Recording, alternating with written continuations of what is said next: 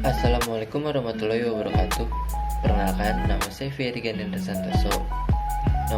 Saya Prodi Manajemen Fakultas Ekonomi. Nomor NPM saya 2034025161188.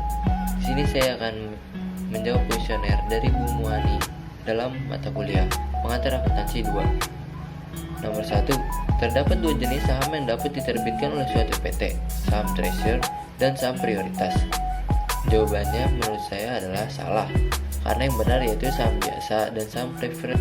Yang kedua, pemegang saham preferen dapat ikut serta dalam pengambilan keputusan perusahaan. Menurut saya jawabannya salah, karena pemegang saham preferen tidak dapat keistimewaan itu, melainkan hak untuk mendapatkan dividen dan hak untuk mendapatkan hasil likuidasi perusahaan.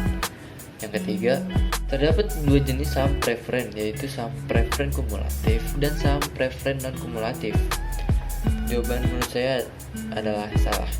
Yang benar ada 5, yaitu convertible preferred stock, participating preferred stock, cumulative preferred stock, callable preferred stock, dan adjustable rate preferred stock. Yang keempat, jika dilihat dari nilai yang ditetapkan suatu saham, terdapat 3 jenis saham.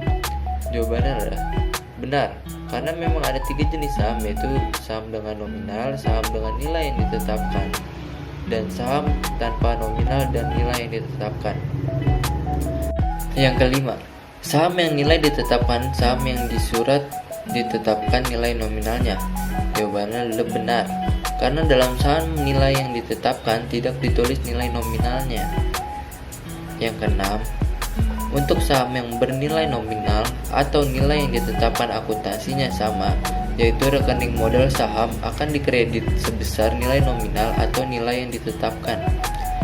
Jawabannya menurut saya adalah benar, karena di dalam rekening modal saham akan dikreditkan sebesar modal saham tersebut. Yang ketujuh, untuk saham tanpa nilai nominal atau ditetapkan, rekening modal saham akan dikreditkan sebesar uang yang diterima. Jawabannya adalah benar, karena untuk saham tanpa nilai nominal atau ditetapkan akan dikreditkan sebesar uang yang diterima oleh pemegang saham. Yang ke-8, saham preferen kumulatif adalah saham preferen yang jika dividen 1 tahun tidak dibayar, maka jumlah dividen ini wajib dibayar pada tahun-tahun berikutnya. Jawabannya adalah benar, karena saham preferen kumulatif merupakan saham yang prioritas dividennya setiap tahunnya harus dibayar kepada pemegang saham. Misalkan pada tahun ini tidak membayar dividennya, maka di tahun berikutnya harus membayar dividennya terlebih dahulu. Yang ke-9, dalam stock split, jumlah modal yang disetor tidak berubah, yang berubah hanya jumlah lembar saham yang beredar. Jawabnya adalah benar, karena stock split itu sendiri berarti memecah selembar saham menjadi kecil nominalnya.